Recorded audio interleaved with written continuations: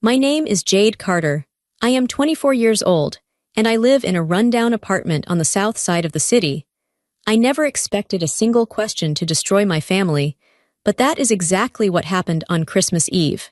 The dining room was warm and smelled like roasted turkey and pine. My parents were laughing, pouring wine, and acting like the perfect, loving family they always pretended to be. I sat quietly at the end of the table, just trying to get through the night without being criticized. Then my grandmother, Margaret, put down her fork. The room went quiet. She looked straight at me across the table with her sharp blue eyes. "Jade," she said, her voice clear and steady. "Are you still living in the house I bought you?" I froze. The room went dead silent. The only sound was the clock ticking on the wall. "What house?" I whispered, my heart pounding in my chest. I saw my mother drop her napkin. My father's face turned pale white. Their smiles vanished instantly. Pure panic replaced them. I didn't have a house. I lived in a crumbling apartment with a leaking ceiling and drafty windows. But Grandma didn't know that. She thought she had changed my life.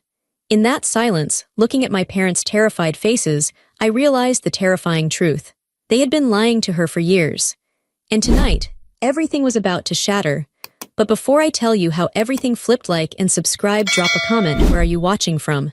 My name is Jade Carter. I am 24 years old. Before that night at dinner, if you asked me about my life, I would have told you I was just unlucky. I would have told you that some people are born to struggle and others are born to succeed, and I was just on the wrong side of the coin. I didn't know I was a victim, I just thought I was a failure. After Grandma asked that question, "Are you still living in the house I bought you?" time seemed to stop.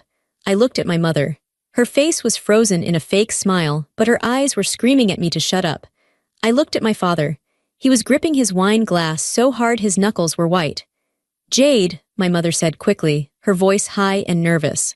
"Mother, don't worry about Jade, she decided to rent it out. Remember, she wanted to be independent. She's living in a cute little apartment downtown." "Is that true?" Grandma asked, looking only at me. I couldn't speak. My throat felt dry. The word house was bouncing around in my head. To understand why I froze, you have to understand where I actually lived. I didn't live in a house. I didn't live in a cute little apartment. I lived in a building that should have been condemned 10 years ago. It was on the south side of the city, in a neighborhood where the streetlights didn't work and the police sirens never stopped. My apartment was Unit 4 Billion. It was a single room with a kitchenette. The floorboards were rotted near the window. Whenever it rained, water would drip from the ceiling directly onto my mattress. I had to sleep with a plastic tarp over my blankets. In the winter, the heating broke constantly. I would sleep in my coat, wearing 3 pairs of socks, shivering until morning. I was 24 years old, and I felt like I was 80. I was always tired. I worked 2 jobs to pay for that awful room. By day, I was a receptionist at a dental clinic. The pay was minimum wage. By night, I stocked shelves at a grocery store until 2 a.m. My hands were always dry and cracked from opening cardboard boxes. My feet were always swollen. I ate instant noodles for dinner almost every night because fresh vegetables were too expensive. I thought this was normal. I thought this was what you had to do to survive. But the worst part wasn't the poverty. The worst part was how my parents treated me during it. I remembered a phone call from 6 months ago. My car had broken down, a rusted sedan from 2005. The transmission died. I needed $800 to fix it so I could get to work. I had $40 in my bank account. I had swallowed my pride and called my father. "Dad," I had said, crying in the mechanic's parking lot. "Please, I just need a loan. I'll pay you back. I can't get to work without the car." His voice had been cold. "Jade, we've talked about this. You need to learn responsibility. If we keep bailing you out, you'll never learn how to manage money. You need to budget better." "I am budgeting," I pleaded. "I work 16 hours a day." "Then work harder," he said. "Your mother and I are struggling too, you know. We have expenses. We can't just hand out cash because you're lazy." Lazy. He called me lazy while he was sitting in their 5-bedroom home with a heated pool. I ended up selling the car to a scrapyard for $200 and taking the bus. The bus added 2 hours to my commute. I slept 4 hours a night. I lost weight because I skipped lunch to save bus fare. Every time I saw my parents, they made me feel small. They criticized my clothes. "You look ragged, Jade," my mother would say, picking lint off my cheap sweater. "Why don't you buy something nice? You represent this family. You look like a beggar." I can't afford it, I would say. Excuses, she would sigh. You just don't have any drive. Look at your cousins, they are doing so well. I believed them, that's the sad part. I truly believed I was the problem. I thought I was just bad at life. I thought my parents were tough on me because they wanted me to be better. But sitting at that Christmas table, staring at Grandma Margaret, a piece of the puzzle finally clicked into place. Grandma Margaret was a billionaire. She had built a tech empire in the 90s. She traveled the world and rarely visited, but she sent cards. She sent love, and apparently she sent houses. Grandma, I whispered. My voice was shaky. My father kicked me under the table. It was a sharp, hard kick to my shin. She's fine, Mother, Dad said loudly. Jade is just overwhelmed. She's been working hard. A little too hard, maybe. She gets confused. I'm not confused, I said. I looked at my father. For the first time in my life, I didn't see a strict parent. I saw a liar. I looked back at Grandma. She was waiting. She hadn't touched her wine. Her eyes were locked on mine, searching for the truth. I don't have a house, I said. The words came out quiet, but in the silence of the room, they sounded like gunshots. I live in an apartment on 4th Street, I continued, my voice gaining a tiny bit of strength. The rent is $600 a month. The heater doesn't work. I take the bus because I had to sell my car. Jade, my mother hissed, stop making up stories for attention. You're ruining Christmas. I'm not lying, I said, tears stinging my eyes. You told me you were broke. You told me you couldn't help me when my car died. You told me I was lazy. I looked at Grandma. I never got a house, Grandma. I didn't know there was a house. The silence that followed was heavy. It felt like the air had been sucked out of the room. My parents looked terrified. They looked like cornered animals. Grandma Margaret didn't scream. She didn't yell. She did something much scarier. She slowly placed her napkin on the table. She stood up. She was 80 years old, small and frail, but in that moment she looked like a giant. Margaret, my father stammered. Let me explain, it's complicated. The taxes, quiet, Grandma said. It wasn't a shout. It was a command. She looked at me. Jade, get your coat. Where are we going? I asked. You are going to show me where you live, she said. Right now. My parents tried to stop us. They blocked the hallway, talking over each other, desperate and sweaty. Mother, you can't go to that part of town at night, Dad said, wiping his forehead. It's dangerous. Let's just sit down and have dessert. We can discuss finances in the morning. It's not safe, Margaret, Mom added, grabbing Grandma's arm. Jade lives in a transitional area. It's filthy. You'll catch something. Grandma pulled her arm away. She looked at my mother with pure disgust. If it's safe enough for my granddaughter to live there for years, it is safe enough for me to visit for 1 hour. Move. They moved. We got into Grandma's car. It was a sleek, black luxury sedan with a driver. I sat in the back seat next to her. My parents scrambled into their own car and followed us. They weren't going to let us be alone if they could help it. The drive took 40 minutes. We left the gated community with the manicured lawns and bright Christmas lights. We drove onto the highway, then took the exit that everyone avoided. The scenery changed. The clean sidewalks disappeared. We passed abandoned warehouses, liquor stores with bars on the windows, and piles of trash on the curbs. Grandma looked out the window. She didn't say a word, but I saw her hand trembling on her lap. Turn here, I told the driver. He pulled up to my building. It looked even worse at night. The front door was propped open with a brick because the lock was broken. There was graffiti on the brick walls. A group of men stood on the corner, watching the expensive car with suspicion. This is it, I said softly. I felt ashamed. I didn't want her to see this. I wanted her to be proud of me, not pity me. Grandma nodded. Lead the way. We walked inside. The hallway smelled of old cigarettes and damp carpet. The elevator was out of order as usual. We have to walk up, I said. 4th floor. My parents came rushing in behind us out of breath. Mother, please, my dad begged. This is ridiculous. Look at this place. Jade, how could you bring her here? You put me here, I snapped back. It was the first time I had ever yelled at my father. He looked shocked. We climbed the stairs. Grandma moved slowly, gripping the railing. I worried she might fall, but she was determined. When we reached my door, Unit 4 billion, I fumbled with my keys. The lock was sticky. Finally, the door creaked open. I turned on the light. It flickered before buzzing on. The apartment was freezing. I had left the window cracked because of the smell of mold, and the winter air had filled the room. Grandma stepped inside. She saw the mattress on the floor in the corner. She saw the plastic bucket in the middle of the room catching murky water dripping from the ceiling. She saw the hot plate I used to cook noodles. She saw the tape holding the glass together on the window pane. It was a cell. It wasn't a home. Grandma stood in the center of the room. She was wearing a cashmere coat and diamonds, standing on a floor with peeling linoleum. The contrast was heartbreaking. She walked over to my little shelf. She picked up a photo of me and my parents from my high school graduation. It was one of the only things I had kept. "I sent the money 3 years ago," Grandma whispered. Her voice broke. She turned to face my parents, who were standing in the doorway, looking down at their shoes. "I sent you $400,000, Grandma said. "I told you to buy Jade a starter home. I told you to set up a trust for her expenses so she could focus on college or art. I specifically said, make sure she is safe." She pointed her cane at the bucket of dirty water. "Is this safe?" she asked. My father tried to speak. We were managing the money for her. We invested it. We wanted it to grow. We didn't want to spoil her." "Spoil her?" Grandma walked over to the fridge, a tiny mini-fridge. She opened it. It was empty except for a carton of milk and a half-eaten sandwich. "She is starving," Grandma said. Tears were streaming down her face now.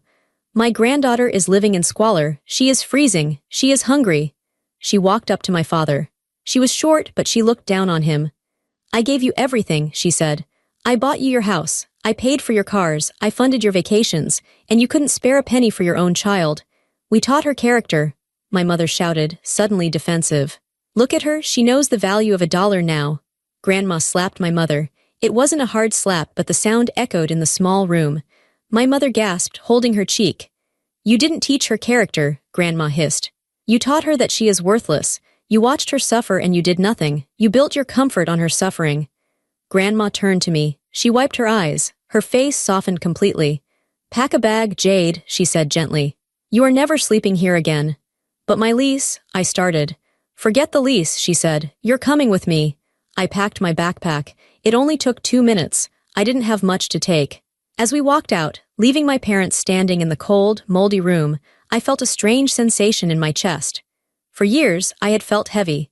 I carried the weight of being a disappointment. But as I walked down those stairs with Grandma holding my arm, the weight was gone. I wasn't the disappointment. They were. I slept at Grandma's hotel that night. It was the best sleep of my life. The sheets were soft, the room was warm, and for the first time in years, I wasn't worried about the ceiling falling on me. But the next morning, the atmosphere changed. Grandma wasn't crying anymore. She was in business mode. She was wearing a sharp gray suit. She looked like the CEO she used to be. "Eat your breakfast, Jade," she said, pointing to a plate of eggs and fruit. "We have an appointment at 9 a.m. "With who?" I asked. "My attorney." Jonathan Hale.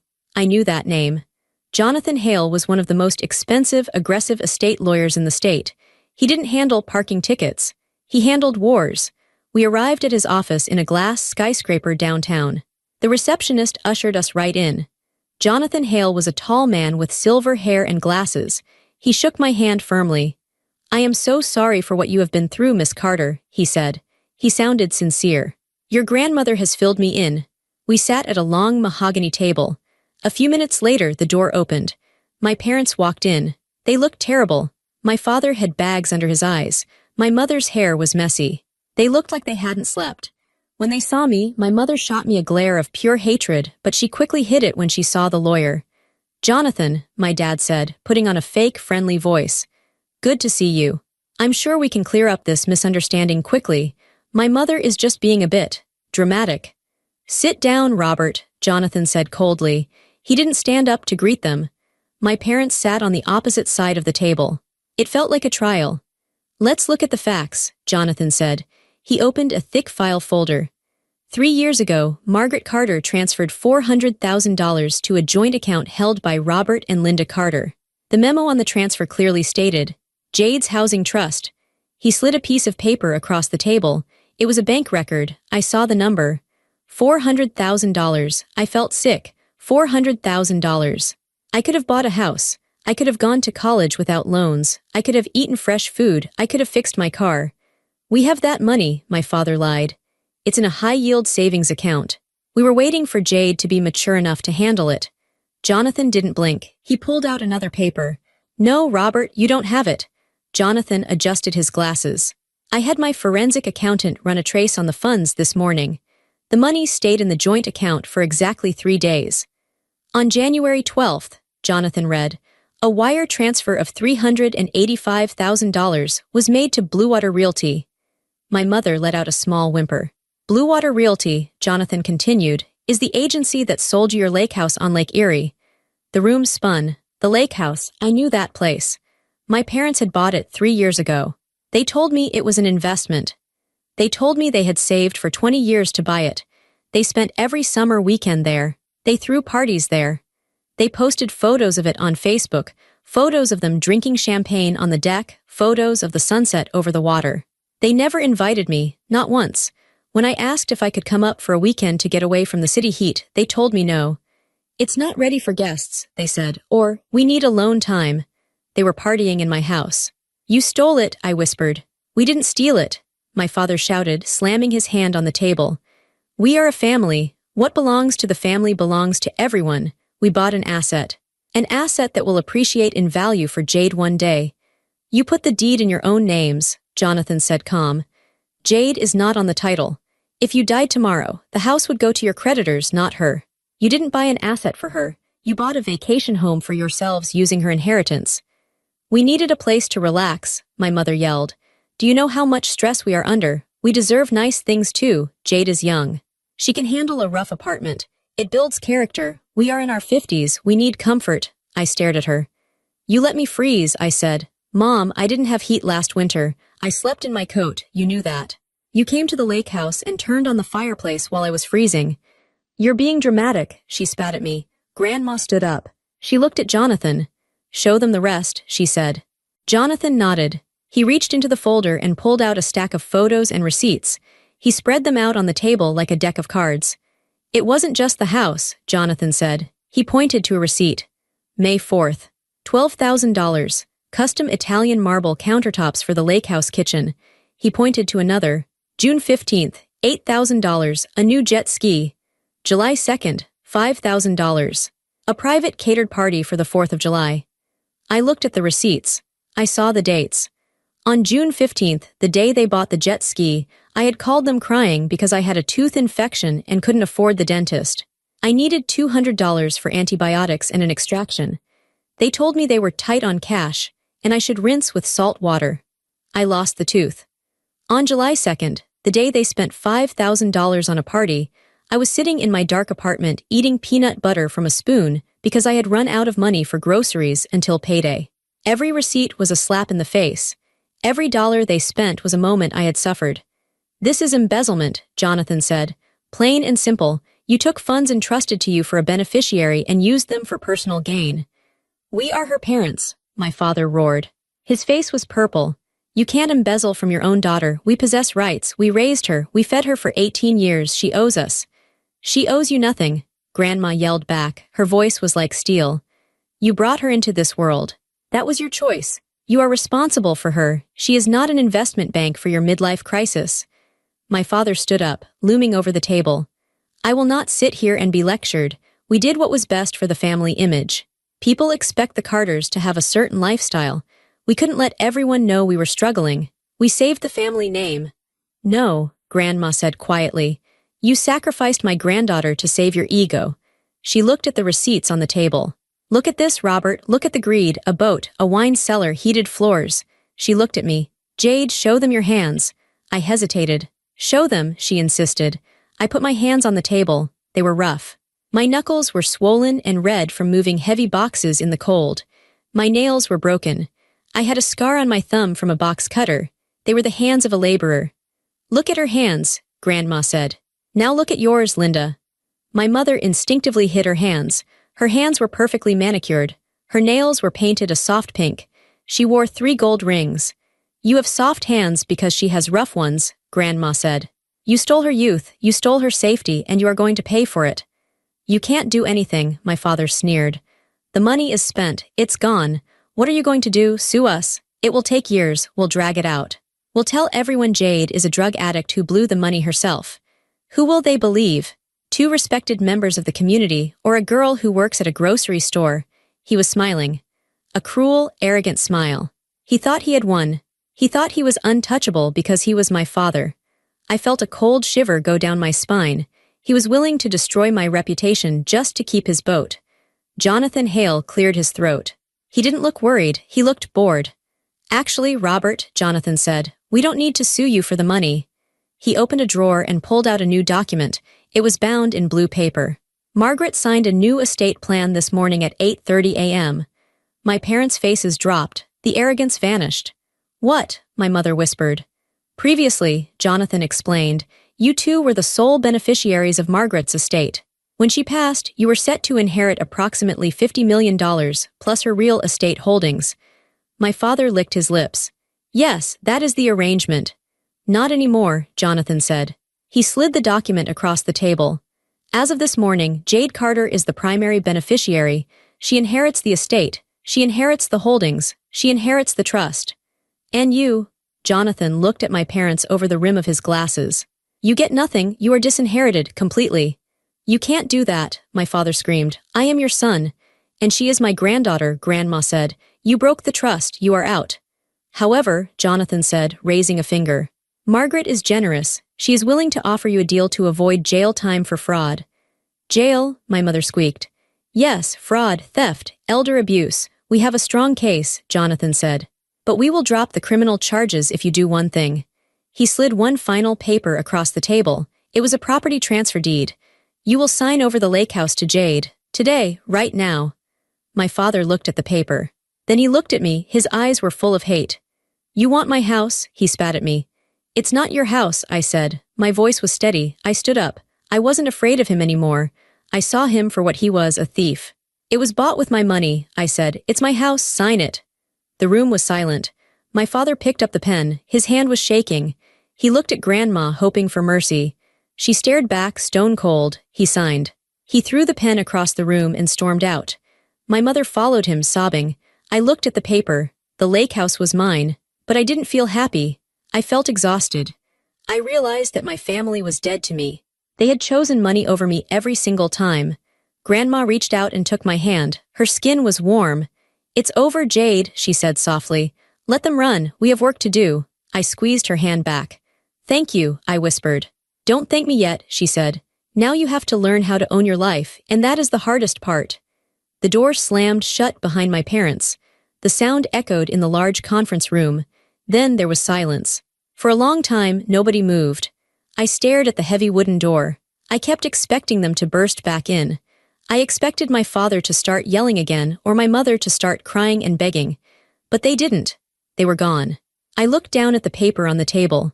The ink on my father's signature was still wet. The lake house. It was legally mine now. But I didn't feel like a winner.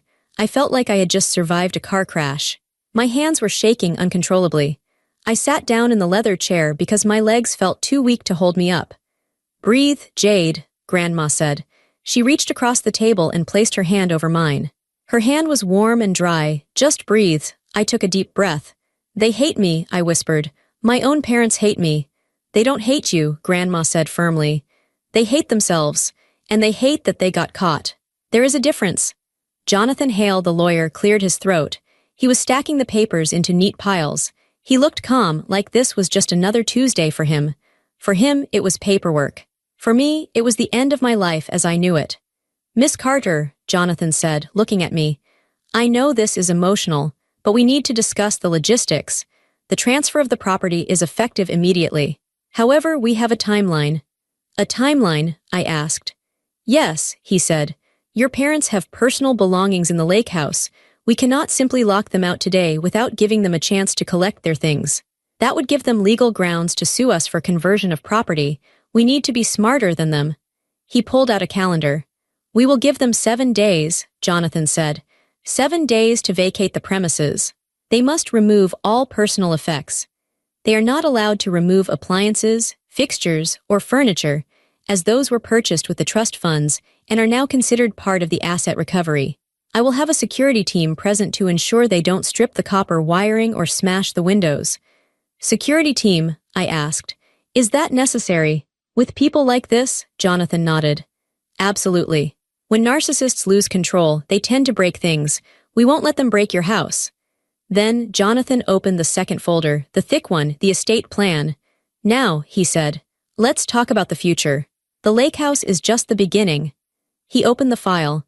It was full of spreadsheets and lists of numbers. Margaret has restructured her entire estate, Jonathan explained.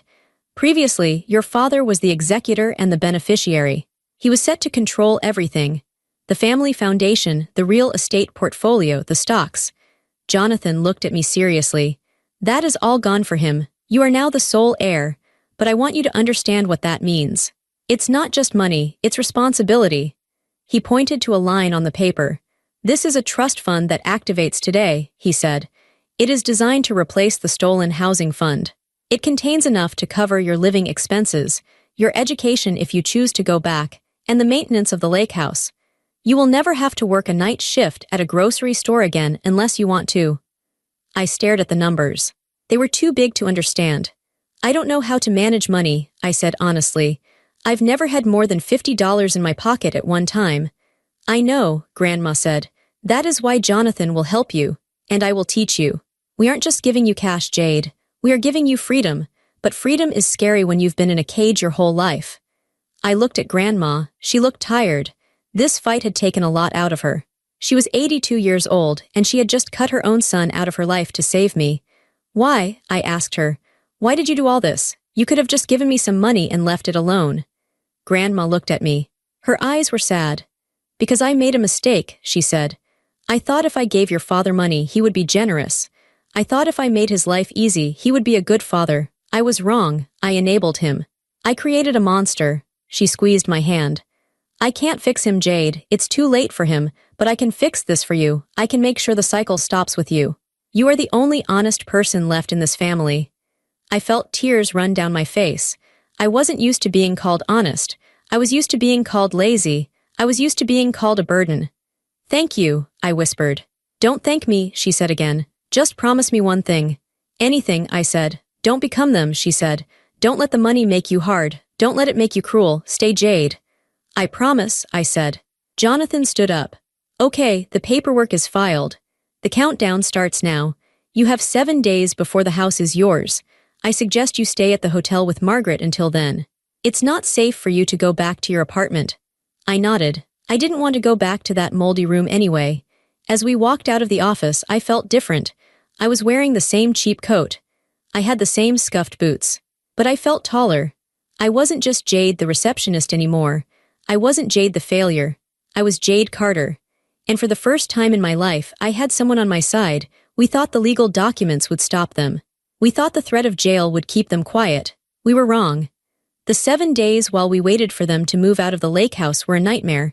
My parents didn't attack us with lawyers. They attacked us with noise. They attacked us with lies. It started the next morning. I woke up in the hotel room and checked my phone.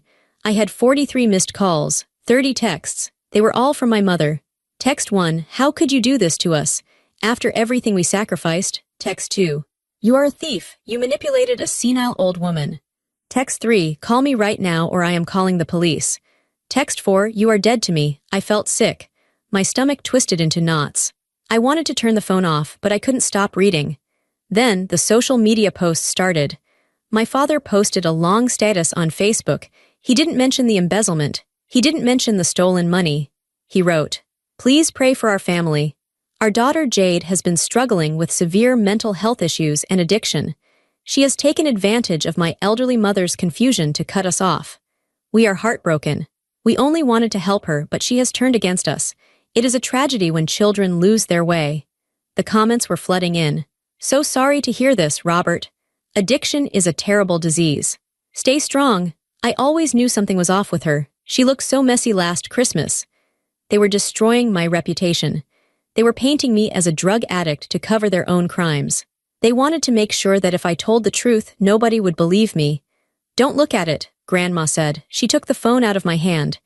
Everyone believes them, I said, my voice shaking. My cousins, my aunts, our neighbors. They all think I'm a monster. Let them talk, Grandma said calmly. The truth has receipts. Lies only have noise. When the dust settles, the people who matter will know the truth. The rest don't deserve your time. But it got worse. On the 3rd day, I had to go back to my apartment to get the rest of my clothes. Grandma wanted to send movers, but I insisted on going myself. I wanted to say goodbye to that awful room. I wanted to close that door one last time. I took a taxi. I walked up the 4 flights of stairs. When I got to my door, it was already open. My heart stopped. The lock was busted. I stepped inside. The apartment had been tossed. My clothes were thrown everywhere. My mattress was slashed. The few books I owned were torn apart, and standing in the middle of the room was my father. He looked unhinged. His eyes were red. He smelled like whiskey. He was holding a black trash bag. "Dad," I whispered. He spun around. When he saw me, his face twisted into a sneer. "You," he growled, "the little princess." "What are you doing?" I asked. I stayed near the door, ready to run. "Get out of my apartment." "Your apartment?" He laughed. It was a scary, hollow sound. "You don't have anything, Jade. You are nothing. You think because you got Grandma to sign a paper you're special. You're just an ungrateful brat." He kicked my bucket of water across the room. Dirty water splashed everywhere. "I came to get my money," he said. "I know you have it. Grandma gave you cash, didn't she?" "Where is it?" "She didn't give me cash," I said. "She paid the lawyers. Leave, Dad, please." He took a step toward me. He looked big and dangerous.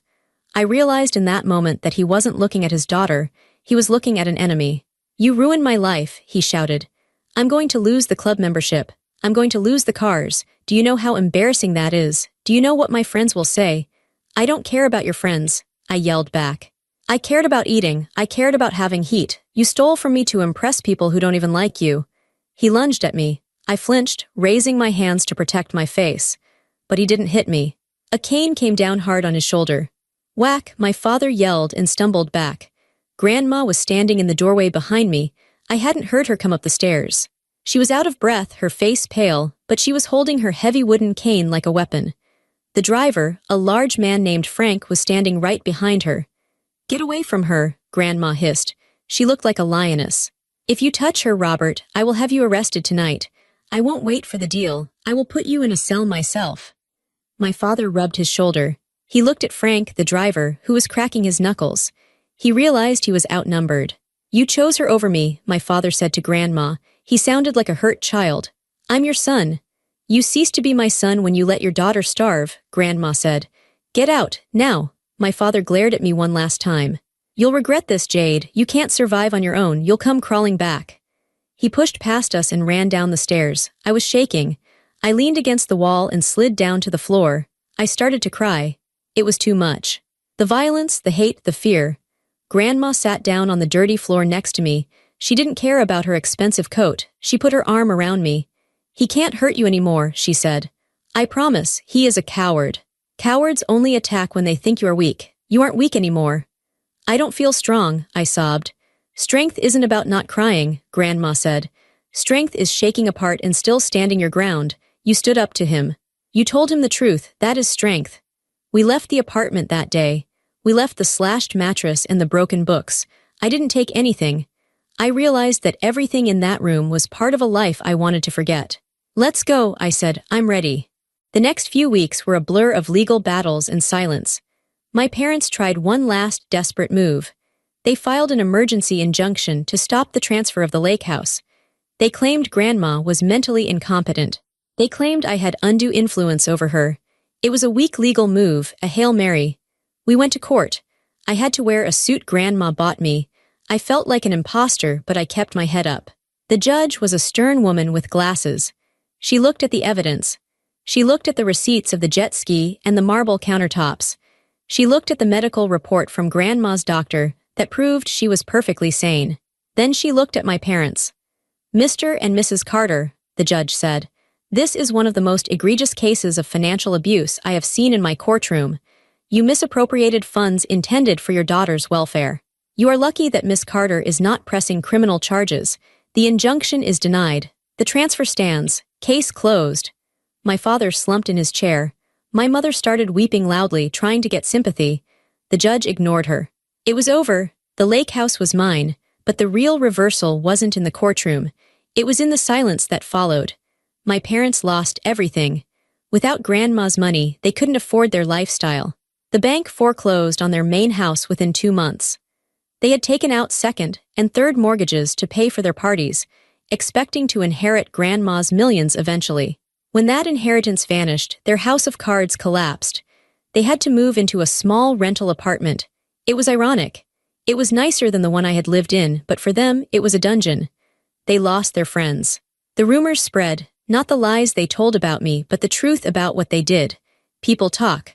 Wealthy circles are small. Once everyone knew they had stolen from their daughter and their mother, the invitations stopped coming.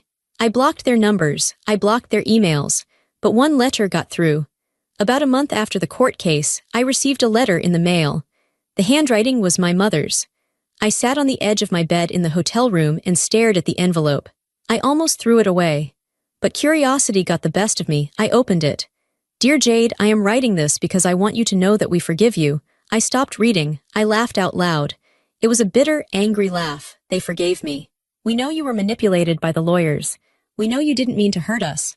We are your parents. We love you. We are struggling right now. Dad is depressed. He can't find work. We are living in a terrible place. If you have any heart left, you will help us. We don't need the lake house back, but maybe you could help with our rent.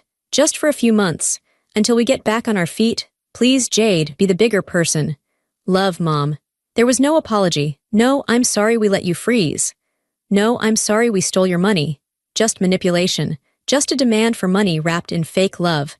They still thought I was the same Jade. They thought I was desperate for their approval. They thought if they said, "We love you," I would open my wallet.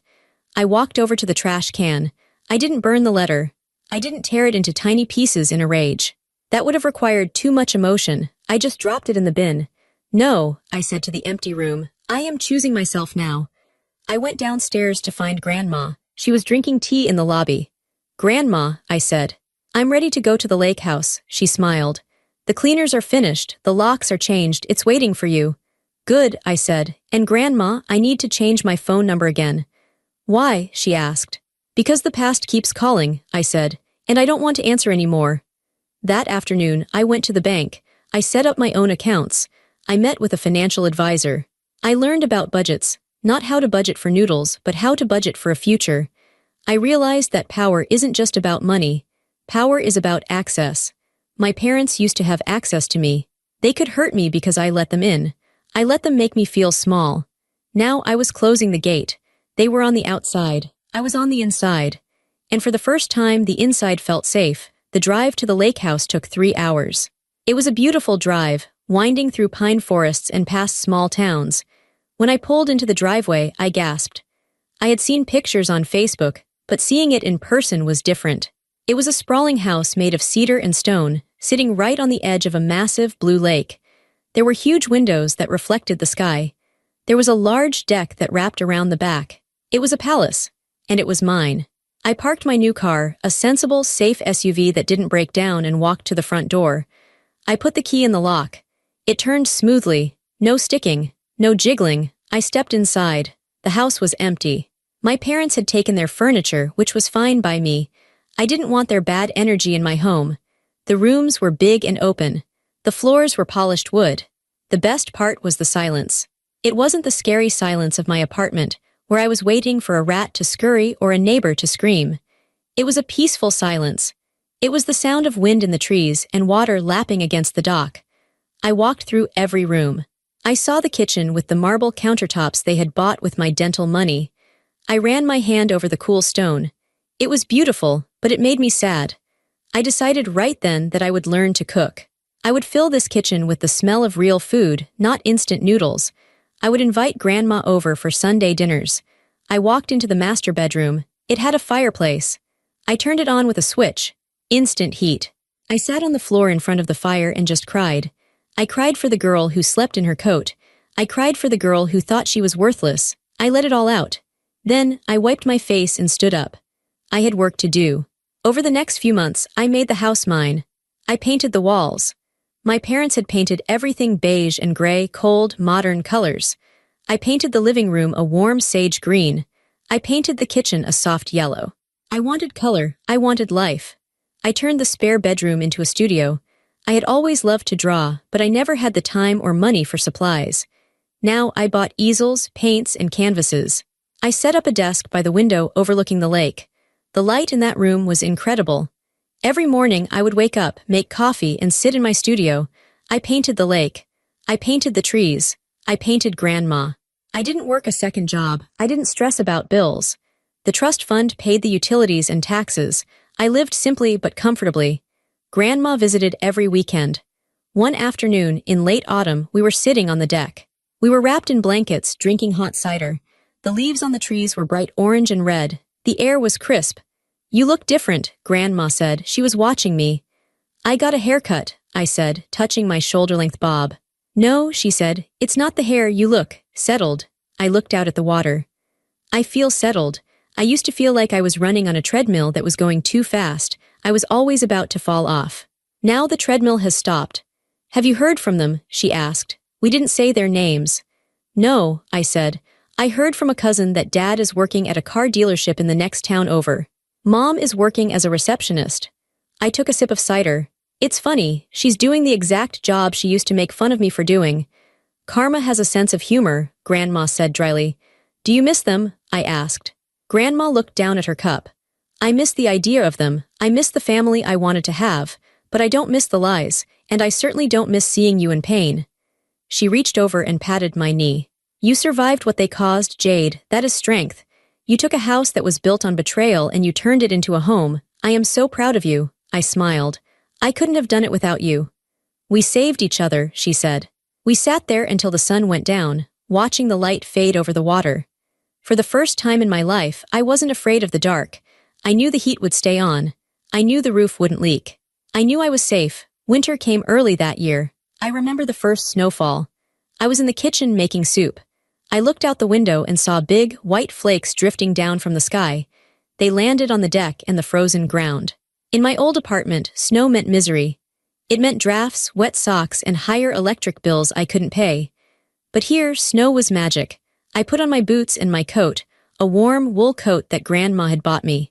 I wrapped a thick scarf around my neck. It was Grandma's scarf, soft and smelling of lavender. I walked out onto the deck.